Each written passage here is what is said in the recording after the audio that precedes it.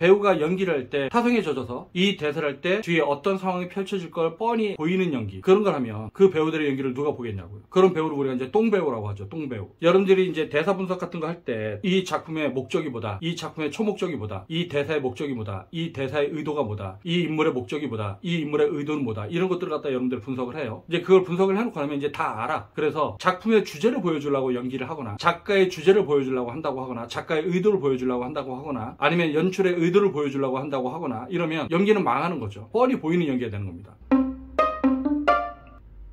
네, 안녕하십니까. 진정 배우를 꿈꾸는 사람들의 멘토 K액팅입니다. 오늘은 여러분들과 함께 대사를 할 때 반드시 주의해야 되는 점, 대사를 할 때 배우는 어떤 것들을 주의해야 되는가, 그 중에서 가장 중요하다고 할 수 있는 부분 한 가지를 설명하는 시간들을 갖도록 하겠습니다. 여러분들 일상에서 여러분들이 말을 할 때 처음부터 끝까지 어떤 말을 할지 다 알고 말을 하나요? 예를 들어서 첫 번째 문장이 있고 10번째 문장이 있는데 처음부터 말을 할 때 맨 마지막 문장까지 어떤 말을 해야겠다라고 다 알고 말을 하나요?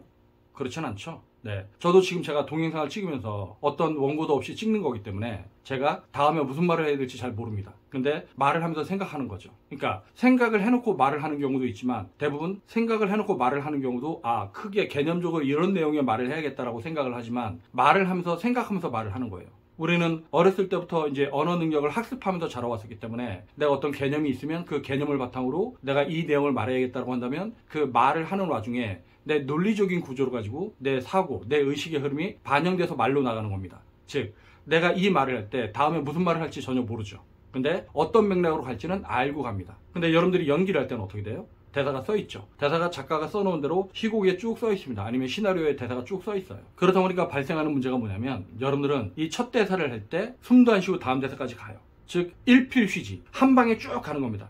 네가 내 채에 뛰는 건 내 새끼를 내면을 날 죽이겠다는 얘기야. 너 내가 얼마를 벌어먹고 사는지 알긴 해. 오늘도 33,150원 산악금도 못 벌었어. 하필이면 왜 나 같은 놈한테 끼어드냐. 이거 영업용이 회사 택시야. 좋은 차 얼마든지 있잖아. 벤츠, 캐딜락, 토요타, 심지어 그런 줄 알아도 나보다 낫다. 막 이런 식으로 가요. 근데 이거는 말인가요? 말이 아니죠. 근데 여러분들은 대사를 읽을 때 대사를 읽는 게 아니라 말을 해야 되는데 자꾸 읽기에 급급해갖고 아무 감정 없이 끊기도 없이 숨도 쉬지 않고 그냥 막 합니다. 무슨 말을 하는지도 모르고. 근데 여러분들이 대사 연습을 할 때 뭘 신경 써야 되냐면 여러분들이 이 대사를 할 때 내가 무슨 말을 하는지 알면서 하려고 해야 돼요. 처음에 여러분들이 대사 연습할 때부터 그렇게 습관을 들여야지 이후에 여러분들이 다른 대사를 만날 때도 좋은 습관으로 좋은 연기를 펼칠 수 있는 어떤 기반이 형성되는 거겠죠. 근데 대사만 보면 막 끊기도 없고 그냥 감정 있는 척 막 이렇게 소리내서 읽으려고 그러면 올바른 대사 전달이 되겠어요?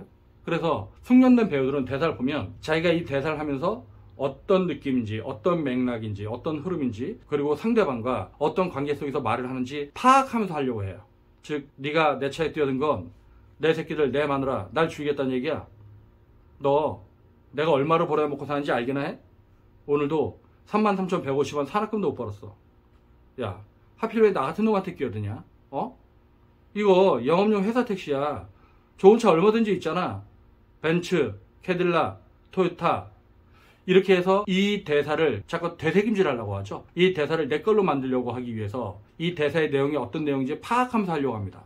그리고 숙련된 배우들은 뭐 주어, 목적어, 서술어, 어미 처리 이런 거 신경 쓰면서 하진 않죠. 그건 오래전에 이미 습관이 되기 때문에 이 내용이 무슨 내용인지 파악하면서 하려고 합니다. 근데 처음 연기하는 친구들은 대사를 하면 뭘 먼저 해야 되는지 모르니까 일단 무조건 대사를 빨리 친단 말이죠. 그러니까 어떻게 돼요? 호흡도 가빠지고 막 숨 쉴 틈 없이 몰아치니까.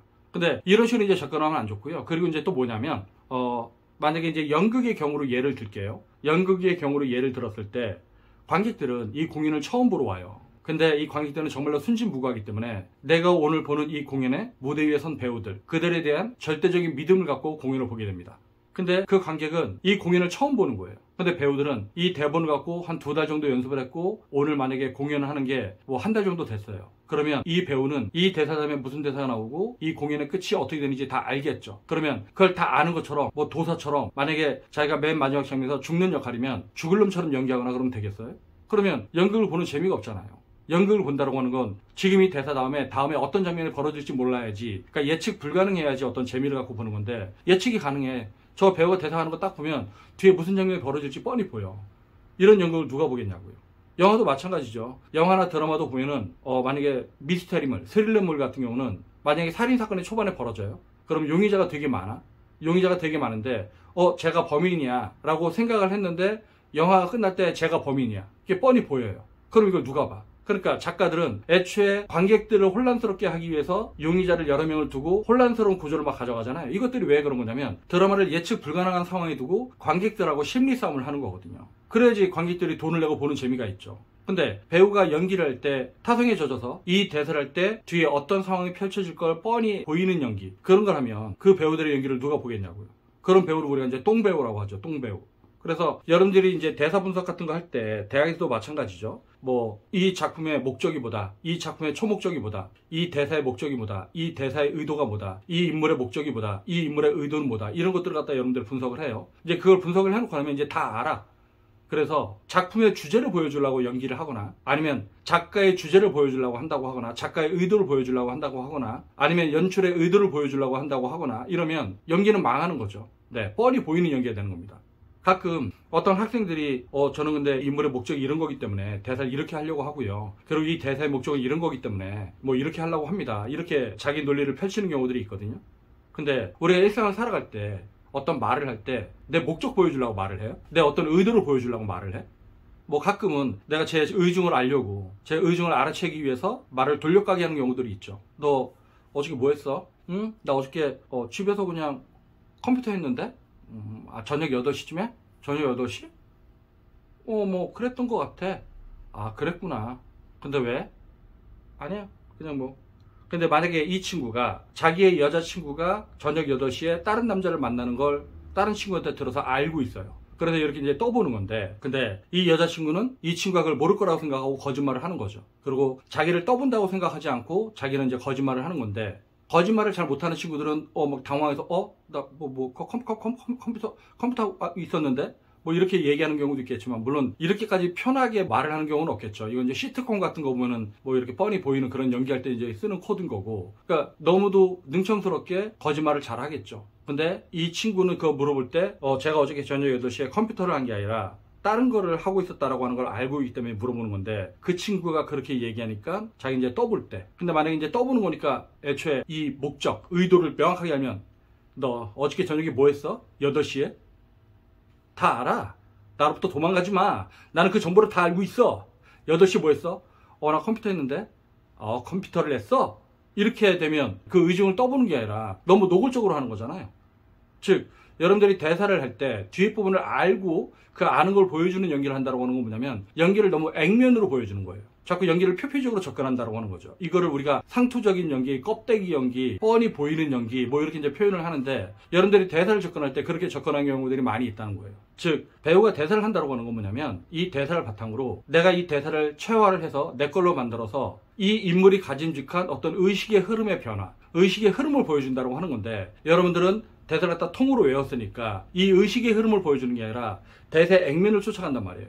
근데 작가가 그 대사를 썼을 때 그렇게 액면으로 처리하게끔 썼겠냐고요. 다 거기에 숨겨진 코드도 있고 그걸 보여주는 코드도 있고 이런 식으로 썼을 텐데, 배우가 그걸 갖다가 미처 파악하지 못하고 그냥 액면으로 해버리면 작품이 살겠냐고요.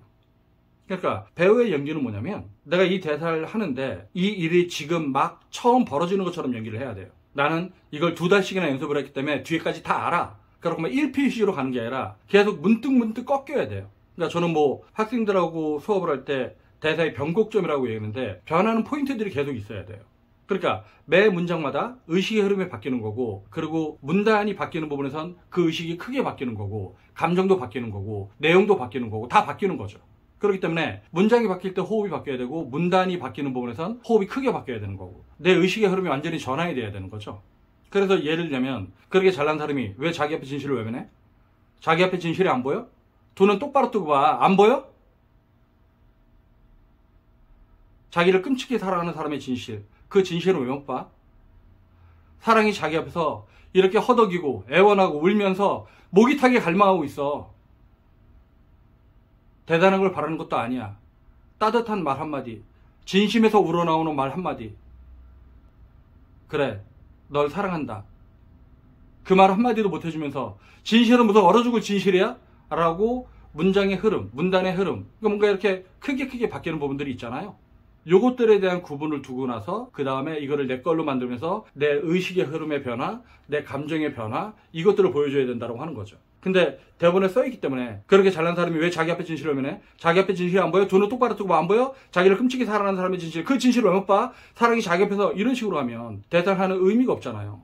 이 사람이 이 말을 왜 하는지도 모르겠고, 어디에 공감해야 되는지도 모르겠고, 무슨 내용을 말하는지도 모르겠고. 그러니까 일단은 여러분들이 대사를 볼 때, 이 사람이 어떤 내용의 말을 하니까 어디서부터 어디까지는 비슷한 문장의 집단이다. 그래서 문단 나누기 하고, 그리고 이 문단에서 이 문단으로 바뀔 땐 의식의 흐름이 어떻게 바뀌든지, 아니면 이 사람의 감정이 어떻게 바뀌든지, 아니면 내용이 어떻게 바뀌든지 이런 것들을 파악을 하고, 그러면 그것들을 이제 파악을 했으면 그 흐름에 맞게끔 여러분들이 호흡을 배치를 하고, 그래서 그 흐름에 맞게끔 대사를 해야 되는 거잖아요. 작가는 이 대사를 쓸 때 자기 나름대로 어떤 이미지를 그리면서 대사를 쓴단 말이에요. 예를 들면 자기가 이 대사를 쓸 때 마동석을 넣고 대사 쓴다. 그러면 이제 마동석의 화법에 맞게끔 이렇게 써요. 물론 그 인물이 마동석이 캐스팅이 안 되는 경우도 있겠지만, 어쨌든 그러면 이 대사의 인물을 할 때 이게 어떤 식의 변화가 있고, 여기서 어떤 포즈가 있고, 여기서는 어떻게 강해지고, 여기서 어떻게 약해지고, 그러다 어디서 슬퍼지고, 이런 걸 다 계산하고 쓴단 말이에요. 물론 배우가 작가가 그 쓴 의도를 모두 파악해서 할 수는 없지만, 어쨌든 나름의 그걸 분석을 통해서 내가 이걸 어떤 흐름으로 가져가야겠구나 라고 하는 구체적인 플랜이 있어야 되는 거죠. 그러니까 대사가 설계도라고 할 수 있어요. 설계도. 아니면 해부학에서 따진다면 뼈대 같은 거라고 할 수 있는데, 그 뼈 위에 배우는 자기의 상상력과 분석력과 표현력과 이런 것들을 첨가해서 그 뼈 위에 살을 구성하는 거죠. 그 살을 형성을 시켜야지 내가 살아있는 말을 할 수 있잖아요. 그거를 위해서 이제 대사 연습을 하는 거고, 그래야지 그 배우의 대사를 생명력 있고 신선하고 생동감 있게 관객이 볼 수가 있는 거잖아요. 네, 배우는 그런 것들을 위해서 대사 연습을 하는 겁니다. 그러니까 무턱대고 막 대사 갖다 읊어대는 게 아니라 이 말을 살아있는 말을 만들기 위해서. 그러니까 여러분들이 뒤에 대사를 뻔히 안다고 해도 그걸 아는 걸 티를 내면 안 된다고 하는 거죠. 감춰야 됩니다. 그리고 뒤에 무슨 대사가 벌어지는지 자기도 모르는 느낌으로 가야 돼요. 여기 이제 어렵겠죠. 그래서 요것들을 자기 걸로 만드는 게 연기력이죠. 그리고 그것이 자기게 되기까지는 좀 시간이 걸릴지 몰라도 계속 반복 숙달 훈련을 하다 보면은 언젠간 여러분들이 그런 능력이 몸으로 획득되는 날이 올 겁니다. 그래서 그걸 배우가 체득, 체화 이런 말을 쓰는 거죠. 네, 오늘은 배우가 대사를 할 때 주의해야 될 점, 요 점은 반드시 여러분들이 주의를 해야 된다. 뭐 이런 내용에 대해서 살펴봤는데요. 여러분들이 배우 연기의 이런 비밀을 좀 파악을 해서 연기 잘하는 배우들이 왜 연기 잘하는 것처럼 보이는지 그 핵심적인 부분들을 여러분들이 파악을 해서 여러분들도 그런 배우가 되기를 진심으로 바라겠습니다. 네, 오늘 동영상 여기서 마치겠고요. 다음 동영상 볼 때까지 안녕!